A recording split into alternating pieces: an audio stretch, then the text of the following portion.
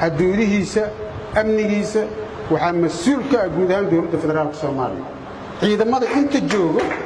oo baydhabo jooga ciidanka militariga biliiska nabad sugidda waa ciidanka federaalka ciidan oo dhan waxaa mas'uul ka ah dawladda federaalka ammaanka dalkan ama amniga qaranka la yiraahdo waxaa mas'uul ka ah dawladda federaalka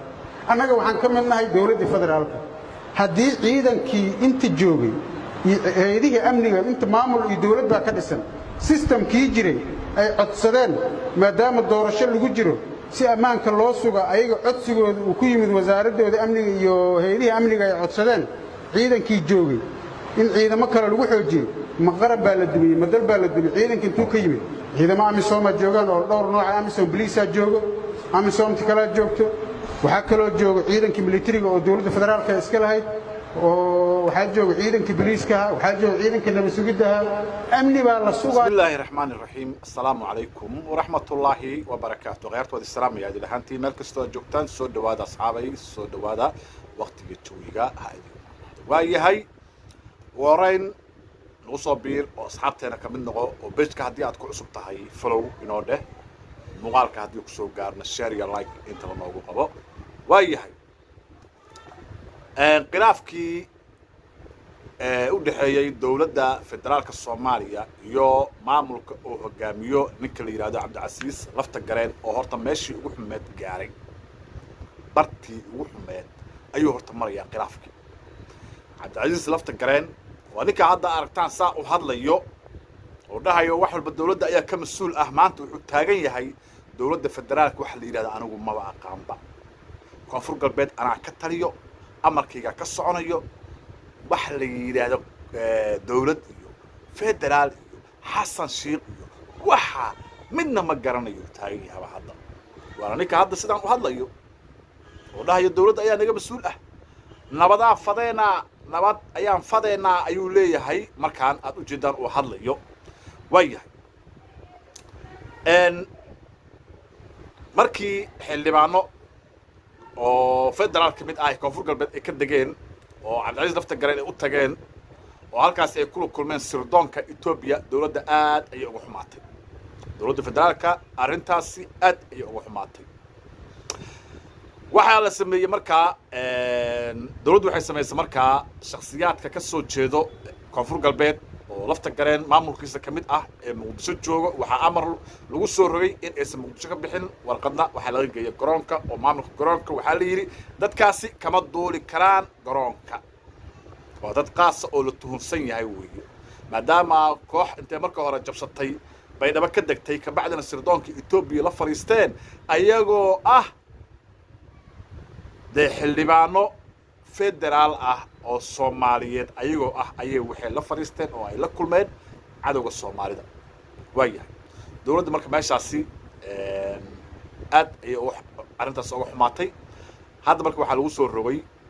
in aysan ka duuri karin kuwa magaalada Muqdisho joogo ee maamulka lafta gareen ka tirsan waayahay inkastoo saakay xogaa yar oo hakada ay ku yimaadeen diyaaradihii garoonka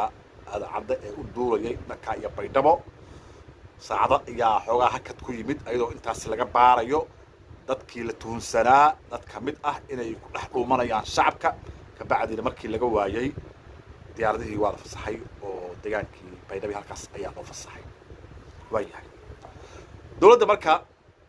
arrinka marka hadda xaaladda sidii wax ka yeeli lahayd ayadaa laga sugayaa horta xalana waa villa Soomaaliya wada hadal ku yeeshay muddo dheer oo saacado ah socday madaxweynaha jamhuuriyadda federaalka Xasan Sheekh Maxamuud gudoomiyaha baarlamaanka Sheekh Aadan Madoobe iyo ra'iisul wasaare Xamse Cabdi Barre ayadoo laga wada hadlayo arinta lafta gareen sidii laga yeeli lahaa ma isku aragtay xaniyaha oo ku xanuuna xaniyaha oo kala dheeraada muruuxda xaniinta oo ku yaraata ma dareemaysaa kaadida oo ku gubta ma sadareentaa kaadida oo ka baxsata mana dareentaa dhabar xanuun iyo halka suunka laga xirto oo ku xanuunta ma dareemaysaa hamiyari haddii aad daawad isku aragtay calaamadahaas waxaa ku haya xanuunka galaha ama foroxel in muddo ah markii doodoodu socotay ayaa Sheekh Aadan Madoobe gudoomiyaha baarlamaanka wuxuu yiri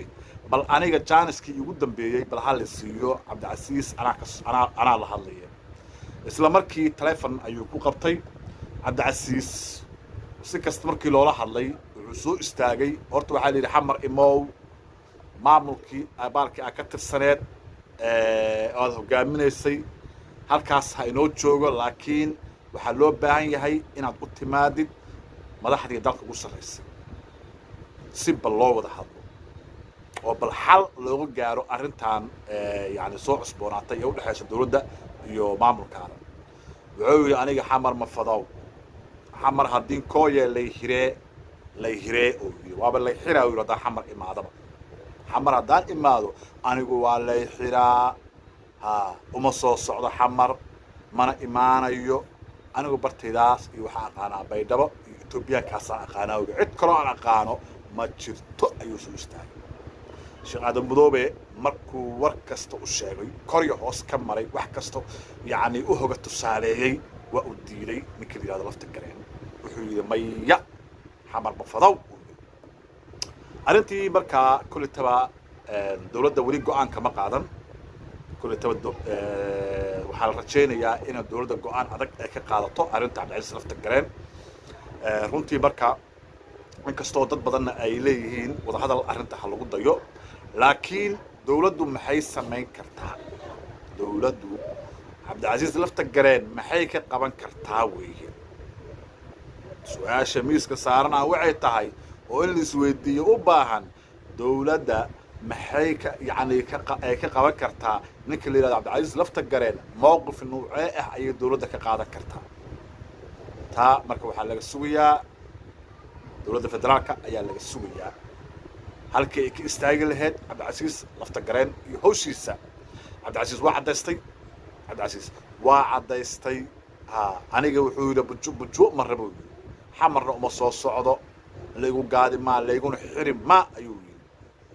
laakiin anigu baydhabo iyo axmaartaa ila joogto kuwaas un baan garanayaa cid kalentoo aan garanayo haba yaraatee ma jirto ayuu soo istaagay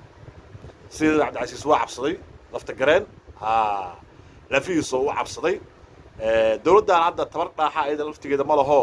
qofkay muqdisho ku heshaa laakiin garoonka ayay warqad ka dhigtaa waxay tirahdaan bixi karta rag badan hadda waxaa ognahay siyaasiyiin ah oo muqdisho aan xagga uga bixi karin marka taa ayuu ka cararayaa cabdicasiis oo inuu yacni muqdisho lagu xayiro oo la yidhaahdo ma dhaqaaqi kartid waayahay dhaqankan hanta dowladda shalay waxay ciidamo ka dejisay magaalada baraawe gobolka shabeellaha hoose ciidamo isugu jiro danab iyo gorgor halkaas ayaa laga dejiyey cabdicasiis lafta gareen barnaamij wuxuu watay in meesha la yidhaahdo baraawe uu tago shalay waatii laga soo celiyay diyaarado etoobiyaan iyo balaayo ay saarnaayeen halkaasa waxaa la rabay in broosinkan la dhigto laisku ballaariyaa la rabo gobolka oo yidhahdo xataa caasimadii originaalka ahayd soo baraawe maaha baraawe bal aan ku habsanay yidhaahdeen inkastoo dhowr jeer uu isku dayay lafta gareen baraawe inuu la wareego laakiin waxaa ka hortegay ciidanka dowladda ee degmadaasi joogo oo yidhi cabdicasiis meeshaa xoog ma qabsan karti hadda marka xaaladda waxay maraysaa dhinto weeye meeshii ugu xumeed ayay hadda maraysaa dowladdu waxaa laga sugayaa un keliya waxay tahay inay tillaab qaado inay qaado un keliya ayaa laga sugayaa tillaabtaasi waa nuucee marka waa la isweydiinayaa tillaabta maxay noqon doontaa cabdicasiis ma waxaa lala geli doonaa wada hadal